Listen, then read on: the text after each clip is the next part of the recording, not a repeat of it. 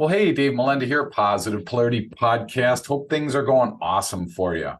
I have to say, I found a secret weapon, and we're always looking for a secret weapon. And so the problem is, or the fun part is you're never going to figure out what this one is. So it's going to be like a unique perspective. I'm super excited to be hanging out with Kristi Spencer. How are you today?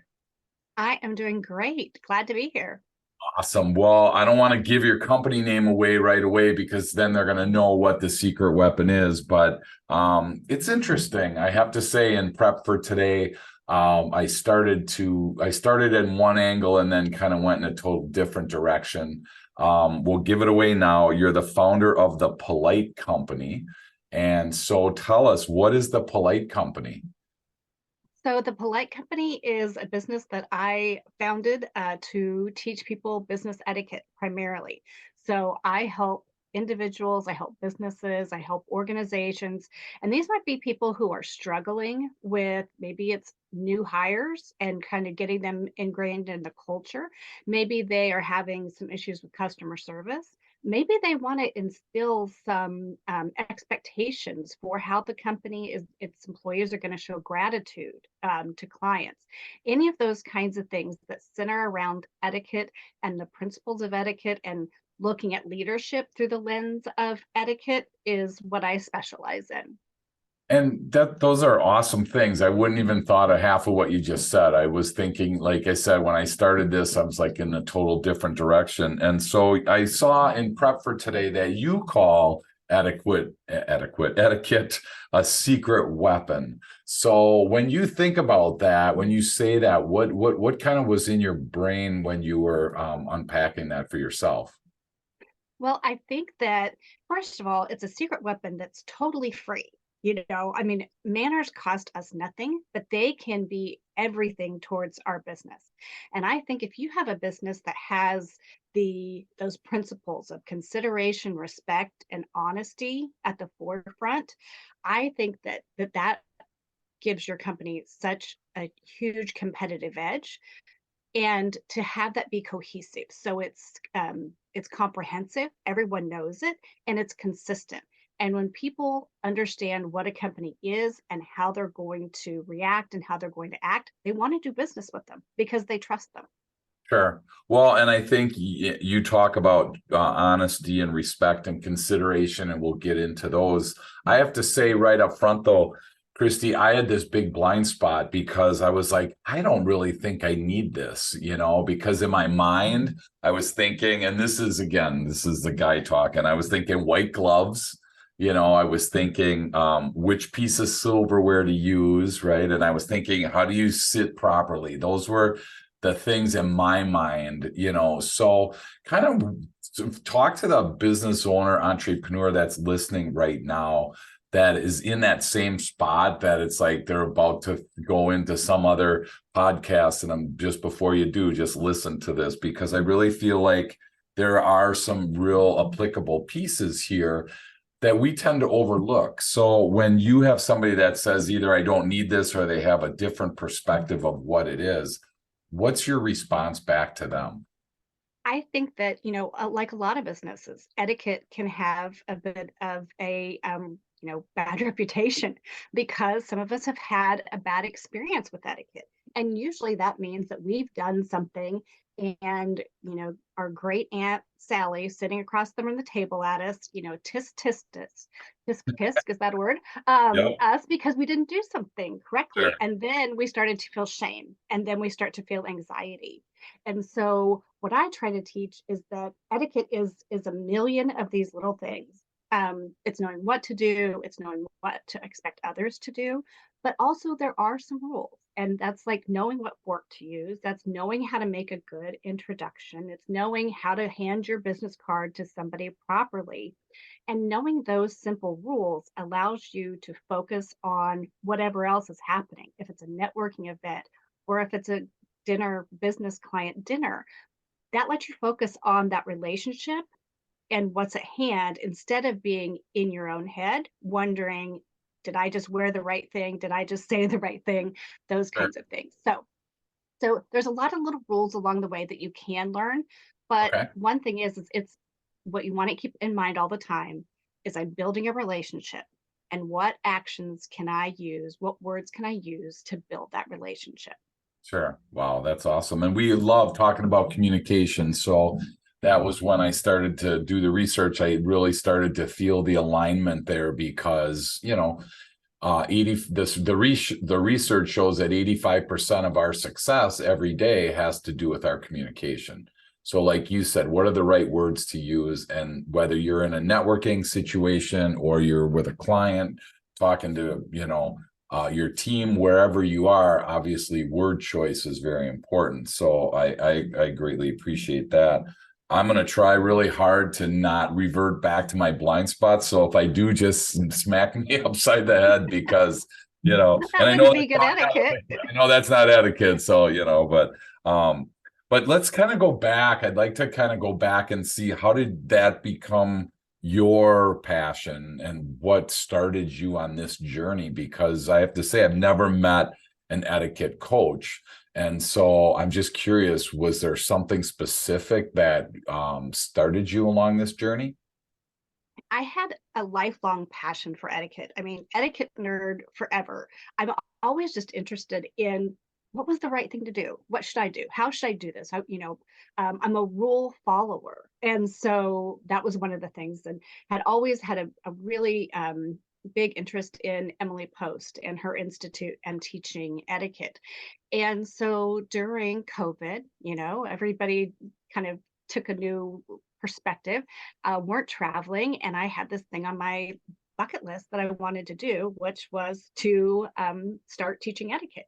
And Okay. so I did, and I thought, well, this will be fun, and my party trick, or I'll be the person on the block that knows the ins and outs of these kinds of Sure. things. And then I started doing it, and what it did was it just transformed the way that I looked at the world Okay. to a much more positive place. And people Sure. think, oh, did you do this because people are so rude nowadays and you saw this huge market? And I say, it was the opposite. It was once I started learning people's intentions and really being to have some empathy with those people, I saw people in a much more positive light than I ever did before. And Sure. so I decided for myself, I would do this to make myself happy. And then it became something that helped other people too. Wow, that's cool. Well, and that's what I love talking about that intersection of business growth and personal growth. And a lot of times it's going from a corporate job to this, where you started your own, thing, whether it was a side hustle at first, where it takes you, who knows, but I love that freedom. So again, for people listening, if you're in that spot where you're not passionate and you're not excited about your job, just realize there are opportunities in life. I mean, Kristi took something that was a passion of hers and turned it into a business. And again, that's, some people would say that's the American dream. Some people would say that's what I'm longing for in my life. But I love that you're a living testimony of that particular piece. So but you mentioned something which was really interesting. I want to go back to because I had an experience where I was at a networking event and somebody came up to me, and rather than handing a business card, they actually gave me literally a half-inch stack of their cards. I never met him before. Couldn't even tell you who he is or what industry he was in. But I remember him asking me, Kristi, if I would hand out his cards for him. So I'm sure you see a bunch of etiquette blunders. And so, what I'd like to kind of look at that piece a little bit, because you piqued my interest with the how do you hand off that?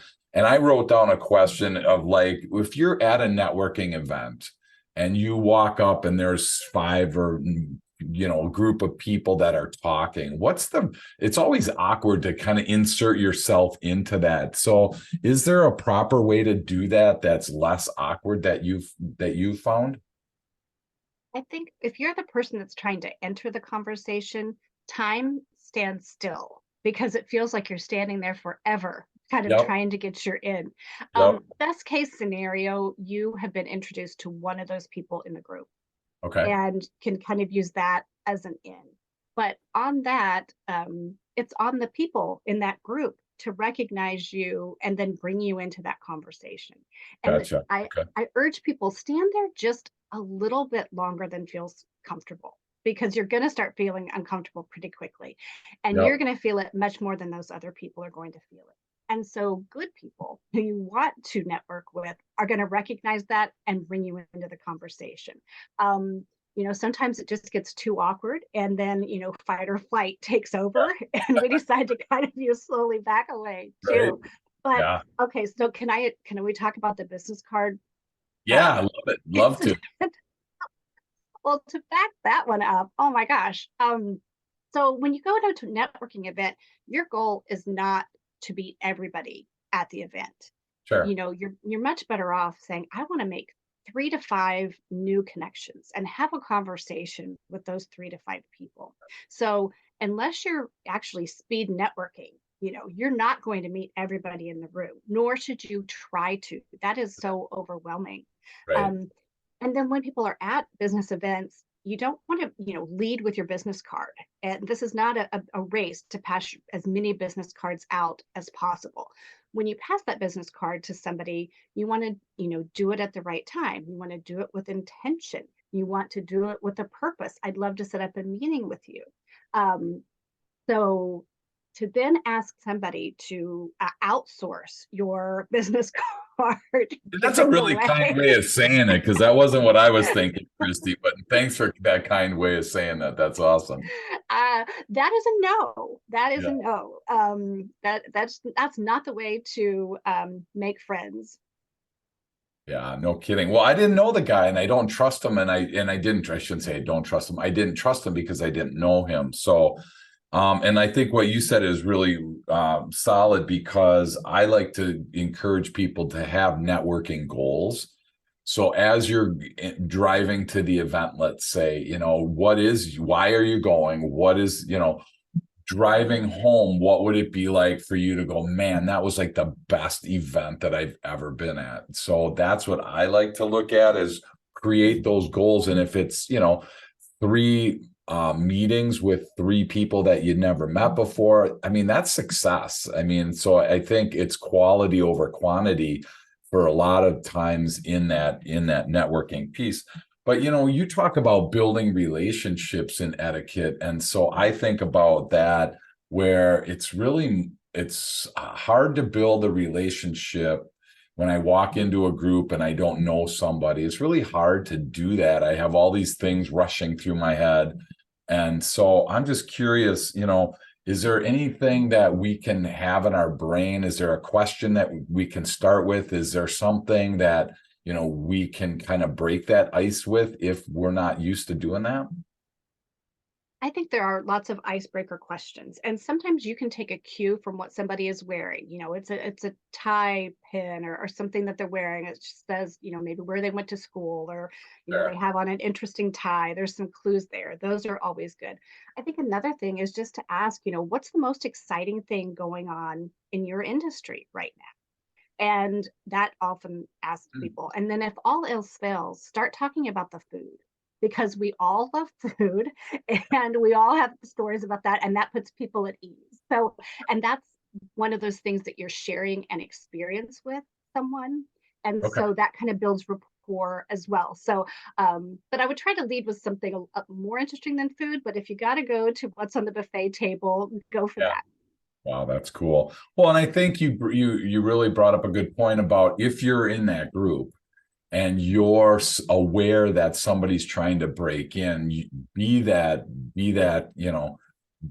kind person to bring them in, rather than, if you feel them standing there and not allowing them to enter in, is really awkward. Like you said, most people would last, under 10 seconds, before they try to leave, or, exit real quietly, because it doesn't feel like it's I'm going to get into that group. So, if you're listening and you do a lot of networking, I love being able to help people along, because you can tell a lot of times the people that aren't supposed to, not aren't supposed to, but haven't done this a lot, they don't feel like they belong. They're like they were forced to be there for whatever reason. I mean, we all on this podcast today, we all had our first networking meeting some point in our life, and somebody took us in under their wing and introduced us to somebody. And boy, I tell you, that's such a game changer to have that empathy for somebody else. And so I just want to encourage people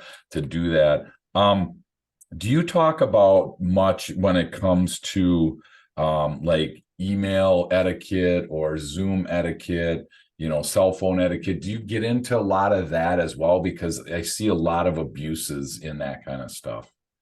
Yes, and I think we all need reminders because we all know how annoying reply versus reply all can be, as taking away at our attention day in and day out. Right. But we all do it. We all know that it's rude to look at your phone when you're having a face-to-face conversation with somebody, but we still do it. Yeah. And I think that those little reminders, and they seem like you should know, and we should. And even though we do know them, we still mess up on them all the time. So I think some reminders from time to time are really good. And I think, we have a lot of common ground there. And so it's not hard to help people see the situation and see the problem. So here's the problem. Here's what people do. Everyone kind of nods in agreement. Yeah, I have a coworker who talks too loud on the phone, or I have this, or I have that. And then we start kind of looking at ourselves then. And I, tell people, have a buddy at work who can tell you, hey, you know what, when you're replying all, you probably don't need to do that. Sure. Or do you realize that your cell phone voice is about 5 times louder than it needs to be? Sure. And so I encourage people to have somebody in their work that can help them with those things and those reminders too. That's awesome. Well, and I think it's interesting. So if I'm talking with somebody, Kristi, and I'm wherever group set, whatever type of setting, I mean, even in coaching settings that I'm in, coaching my clients, and if their phone rings, I guess, and I was going to ask if this is etiquette proper or not. I mean, if I was talking to you and your phone rang, I'd be like, hey, Kristi, if you need to get that, go ahead. I mean, I try to give them permission because I don't know if it's from home. I don't know if it's for a time sensitive thing or a delivery. I have no clue, and to make the assumption that my life is way more important than anything on that phone, I feel like is wrong. But that's just me. So I'm just curious, is that etiquette accurate to do something like that? I think that is, I mean, that shows proper manners and you're, thinking of the other person, which is what we try to teach people as well.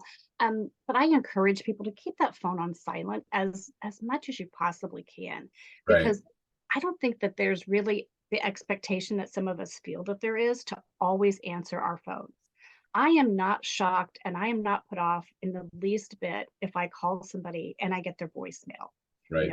That's to be expected. And so I think some people who feel the need to always answer their phone, can get off track and it can really mess up their day. So I encourage people to keep your phone on silent as much as you can. Have times where you check in, but don't be tied to it all of the time, and especially avoid scrolling or looking down when you're in a face-to-face conversation, or sometimes when we're in those moments where we just feel a little uncomfortable and we kind of want to have a little bit of security or act like we have something to do, we Yeah. check our cell phones, and Yeah. that's a real big disconnect for the people who are in the room with us. It feels there's just like a habit, right? I mean, it's not even something we know a lot of times we're doing. And I speak a lot around the country, and it's hard when I'm speaking to a group and they're looking at their phone. I mean, I want to give them the benefit of the doubt and think that they're taking notes, or something I said sparked them to look at something. I try really hard to give them that, benefit of the doubt, but it's hard at times to do that. From a Zoom perspective, I'm just curious because I do a lot of webinars and things like that. And I see a lot of people with their microphone off, which is fine. But I see a lot of people that are supposed to participate in some of these with no camera. Is that out of line to ask that up front to have your camera on? Or am I kind of pushing that boundary and that limit in that situation. I think that if you put it in the invite and or before the meeting and you let people know the expectation here is to have cameras on so we can have a more open conversation, or we can feed off facial cues, or everyone is, it feels more compelled to participate. But set those ground rules. And I think for some people and some organizations, depending on the number of meetings that you have, maybe cameras don't have to be on all the time, but it's really up to the manager to make that decision. I Yeah, always say turn the camera on. That removes any mystery of what sure. you're actually doing, and it forces you to be more present than if you can be checking your emails Yeah. or folding laundry or all of these other kinds of things. I mean, I think that when you're at your desk and you're at the camera and you're in the meeting, you're just be paying more attention if there's some eyes on you. Yeah, absolutely. That's a great point. And prior to 2020, when we didn't know even what Zoom was, everyone was in the office. I mean, we didn't have the option of turning ourselves off. Now you could check out mentally, but you still had to physically be there. So I love that. Hey, we're going to take a quick break and we'll be right back. Awesome. Welcome back. This is so cool. I'm excited. I want to learn about your consideration, respect, and honesty, because I saw that kind of a lot in your in your website, on your LinkedIn profile. So how do those pieces come into etiquette? Gosh, I keep saying etiquette. I don't know why. Sorry. When It's it hard comes to to say. I know I don't even, it doesn't even look right. When I look at the word, it doesn't even look like I want to say it that way. So anyway, but consideration and respect and honesty, how do those come into the etiquette thing that you're working with people on? Yeah, so those are the three principles of etiquette. And so when we talk about consideration, that means really easily we are thinking of the other person. We are having some empathy. We're also having consideration when we're thinking about our choices to respond to a situation. So every day, I'm willing to bet 4 to 5 times a day, most people have some sort of dilemma in their head of social interaction of, do I talk here? Do I send this email? Do I ask this person to go ahead of me in line? These things happen around us all the time. So Sure, when you think about, you have a problem with a coworker, okay, well, sit back and think about the options that you have. So that's kind of, the consideration part of it. You think about other sure, people and you think about the options. And then when you think about respect, that means that you are going to always think about making a choice of those many options that you have that shows the most respect towards the other person. What can you do in that situation with the coworker to actually build the relationship instead of break the relationship?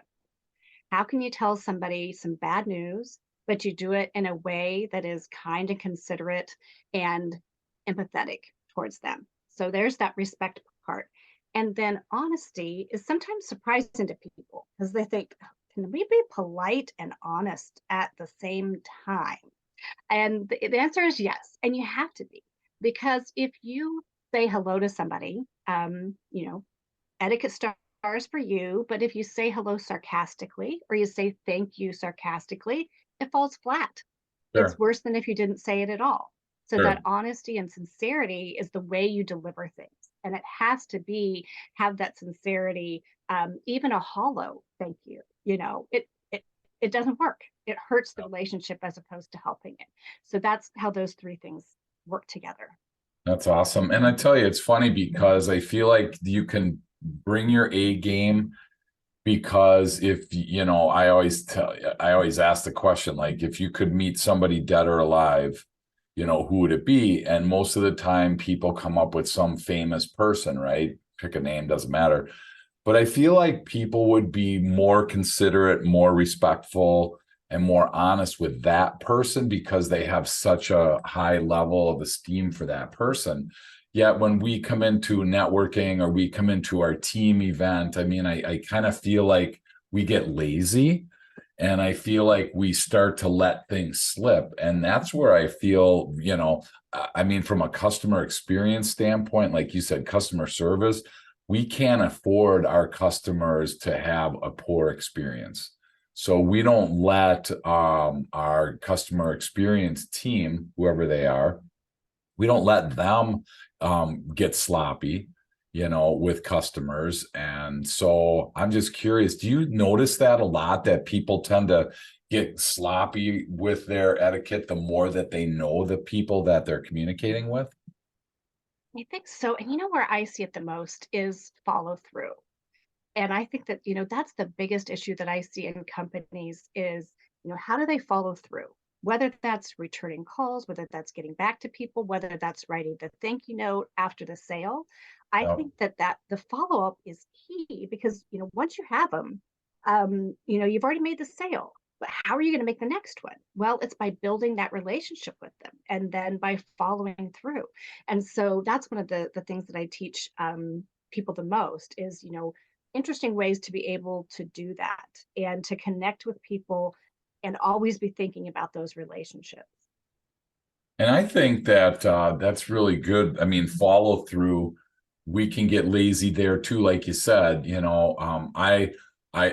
did an event and somebody sent a thank you note, and it was just so cool to get their handwritten thank you note in the mail, right? I mean, it's just such a cool thing to do. What we do is after a team training or after an event with a client or with a company, we just send a personalized video right from Zoom and just say, hey, guys, thank you so much. I love this, this, and this about what we did. Here's some homework for you. I feel like that just is like a bow around the present. And it just makes it that much better. So is there, is there any etiquette that you can share with us that's really good habits to get into? I know please and thank you are like, right? Those are like lost arts just right there. But I'm just curious, is there any general etiquette advice that you have for people for good habits for us to start getting into? Well, going back to that thank you note, there really is nothing like it. And, people think, oh, should I write the thank you note? Yeah, you should write it. Yeah, And if for any opportunity or for any meeting that you have for dinners, for, all of these kinds of things. And people think, oh gosh, I got to write the thank you note. Switch your mindset and yeah, think of that. Oh, I have another opportunity to connect with this person right, and switching that a little bit helps us be able to write it, but write them in times where you don't necessarily think you have to write the thank you note. That's usually what it's accompanied by. Do I have to write a thank you note for right, X, Y, and Z? right, um, and when we are in a more informal world, for sure, being able to do that helps you stand out in a way and helps you get ahead so much further than people think that that might be possible. And so right. I say, again, writing that thank you note will help you stand out. And if it's not the job that you get this time, it's the impression you make and the referral that they might give you or the next job. But again, I'm always the biggest proponent of those thank you notes. Fair. Well, and two things come to my mind is I don't know about you and the listeners, but when I get the mail at the end of the day, I kind of look through it before I open stuff. And the first thing that gets open to me are anything handwritten, and Mm-hmm. so that's like goes right to the top, automatic. Like that's why I think even now I'm seeing advertisements that are trying to make it look handwritten because they feel like it's just so important. So excuse me, I think it's really important to do that. But I think you bring up a really solid spot of this have to versus get to. It's a mindset here. Do you have to send that? Do you have to do etiquette? No, you don't really have to, but you get to. I love changing that little bit of a shift from I don't have to go to work, I get to go to work. And now the more that you shift that, your brain starts to really look at this from a different perspective. And like you talked about before, fight or flight comes in pretty regularly for us. Our brain is our whole brain's purpose is to protect ourselves. That's why it would be like, hey, it's really hard to poke yourself in the eye with a pen because your brain's like, no, it's not going to end well, right? So two really solid pieces there. I think that you brought up the have to versus the get to. I love that piece. And just, could people get in the habit of doing like one thank you card a week, or is there just, I mean, I feel like there's some kind of, takeaway in that spot that we should just get in that habit of doing.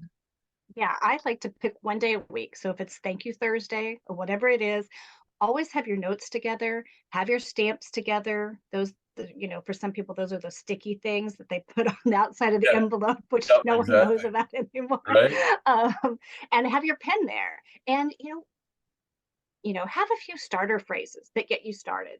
Here's Yeah. how we, think for a meeting or this, that. Just have some examples and write it from there. And it has to be 3 to 5 sentences. Keep it really short.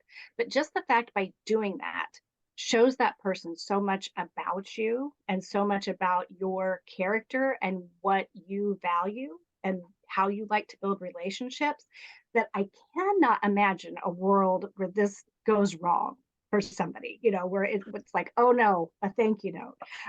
It's just not Yeah. going to happen. It's always a win. Yeah. Yeah. But I guess part of the etiquette thing is making sure you spell everything right, though, correct? Right. Yeah. Spelling things correctly. But if you do make a mistake, it's possible just to go over the word. I mean, that's what's handwritten about it. It's not perfection. And we're not looking for perfection here. We're looking for people who make the effort. Wow, that's cool. Well, and I think, yeah, there's thinking thanks, and then there's emailing thanks, and then there's writing it down. So I feel like there's, to me, there's three different steps. Thinking it's great, emailing it's even better, but I feel like the strongest and most positive impact is going to be something, having to write that back. Just a weird question that popped in my mind. Do you have to say thank you for a thank you note, or is that just kind of like, where does it end? I'm just curious because I got this thank you note from this guy, and I'm like, man, what do I do with this now? Do I say thank you for the thank you note, or what does Emily Post say about that? Emily Post says with their thank you is where you can let that end. Okay, So if cool. somebody gives you a thank you note or they give you a thank you present, that's where that can end. But I would say, maybe a text back like, that was so thoughtful of you, made my day, would be an appropriate thing to do there if you don't want to just, kind of leave it out there in the ether. But Yeah. as far as the rules go, it ends with the thank you. Okay, good. I extra credit though is to let them Yeah. know that you got it if you want that. That's cool. Yeah. As we start to come in for a landing today, I saw also that you do some image coaching. And so I was curious to know, what does that look like? Because I feel like in a lot of times we're hiding behind things and we don't know truly what that image is. And I'm just curious, how does image show up in entrepreneur business owner's life? How can you share with us some feedback on that part? Yeah, the first thing that I do is I, meet you on social media like everyone else meets you, on the web, on your websites. So you take a look at your Twitter account, you take a look at your LinkedIn, your Facebook, your Instagram. What are you putting out there? Is it considerate, kind, and sincere and cohesive, or are you four different people in different places? Are you active in one group and not in another? So when we meet people, we don't meet them in person anymore for the first time. We meet them online. So that's the first step I tell people is you do your own image assessment or have a friend go in and what do they see? What pictures do you see? Are those pictures that you want on there? And think about the reviews that you've left on other businesses. Those can always be sent back to you. So, what are you putting out there? And then from there, I help people, who are going to be in network situations. And, how do you answer that question? Tell me about yourself. And how do you give that business card and those kinds of things. But also, I will help people kind of cultivate what do you feel comfortable in? What's the expectations for how you dress in your role? And, how can we make those things meet? Because there, as much as we would like to think that no one judges us and no one should judge us, you're naive to think that. People are judging you all day long. And, I always say this is your billboard. Yeah. People are driving by it. You don't get to explain it, People Sure. just get to drive by it and judge it in an instant. And so what do you want on the billboard? And Wow, that's where we kind of go from there. that's super cool. So at the Polite Company, do you guys actually help individuals and teams? I mean, where do you come in if there's a, someone listening and they maybe feel like they need a tune-up on their image or a tune-up on their, connecting with clients? Where do you come in and help them at that point, Kristi? Mhm. I do virtual training and I do in-person training. Actually, I prefer in-person training because I think with these kinds of things, we're talking about human interactions. And so it's nice to be interacting as humans when we're doing this, but it is possible to do that. When we talk about business etiquette, I teach dining etiquette classes, that networking, all of those components when it comes to anything business etiquette for individuals and groups. Wow. So I was at a networking event not too long ago and like I couldn't get enough of the bread. Were we supposed to really like tone our appetite down? And I mean, I feel like part of me wants to be like, I'm having a meal, I'm in front of the TV, and it's just me. But yet, there's obviously people around and stuff. So like, I'm just curious, are there any tips that you have for that piece because that's a really important piece.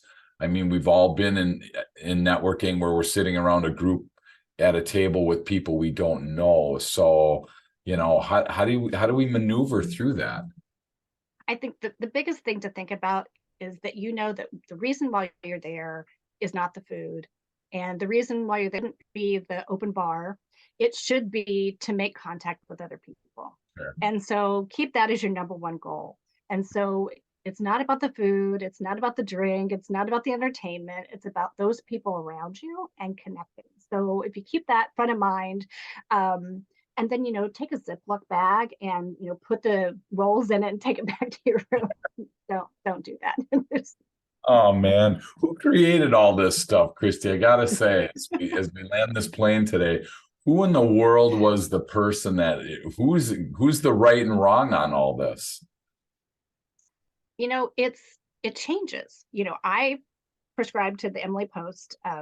They've really been this, the standout, the gold standard of etiquette. They Okay, just put a new book out, the 100th year anniversary of Emily Post's first etiquette book, where they went in and modernized and touched everything. And okay, so, since everything has changed in that 100 years, that's who I look to as that okay. person that we should be looking to. Was that a real person, Emily Post? Was that a Yes, real woman? Okay, yes, she was a real person. She was a debutante and a socialite, but she also made etiquette very accessible for people. And she well, was the first one to say, it doesn't matter how much money you have, it doesn't matter your education, it doesn't matter your last name, it doesn't matter where you're from, fair. that etiquette is for everybody. Wow, that's cool. Well, I tell you, it's easy to overlook all this because we're so nervous on what type of impression we're making with a customer in our words. And the reality is I'm guessing, excuse me, the actions are just as loud, if not louder, than the words that we share. So, do you have the last question? And I'll let you go. Do you have a tip of the day, something that you can think of, whether maybe we covered it or maybe it's something that you want to make sure that we cover? But what's one thing that we really need to walk away with from the etiquette side today? You know, I think get familiar with etiquette and don't think about it as this antiquated thing that we used to do that's stuffy and is about elbows on the table. It really is deeper than that. And I think that it's something worth revisiting, whether or not maybe you've had an experience with it that wasn't as positive as it could have been. There are people out there who can make learning these things enjoyable. Wow. Elbows on the table. You got me there too. Is that still a no-no? It has actually never been a no-no, as according to Emily Post, Okay. except for when you're eating and when you have utensil in your hand, you should not put your elbows on the table. But after dinner, when you're having conversation with other people, in my camp, it's okay to put your elbows on the table. Wow. Phew. I don't know. I'd be nervous to hang out with you at an event. I'd be like so self-conscious. Well, that's awesome. I appreciate you hanging out with us today. If somebody does want to learn more again about some of the stuff that we talked about, whether they maybe need an image coach or they want to talk about the etiquette side, what's the best way for people to get a hold of you, Kristi? My website is thepolitecompany.com, and that is the best way to get in touch with me through a contact form there. Wow, that's awesome. Thank you so much. And again, think about that. I really, it struck me the image that I'm portraying to somebody that I'm trying to get them to trust me, or I'm trying to get them to know me, like me, whatever. And I'm realizing that I don't want to be the barrier to that. I don't want to be the hindrance to getting to know somebody. And there are times that we are our own worst enemy. So I think it's great to have somebody kind of help you on that path. And that's again why Kristi's here. So thank you again so much for hanging out with us. And now you got me thinking about all these things. So now your face is going to be permanently in there. Every time I put my elbow down on the table, I'm going to be like, oh, wait a minute. I'll look around to see if Kristi's there, especially if I have a fork in my hand. I'm going to be in a world of hurt. But thank you so much for all you're doing, and can't wait to keep learning from you. Thank you so much. I had a blast.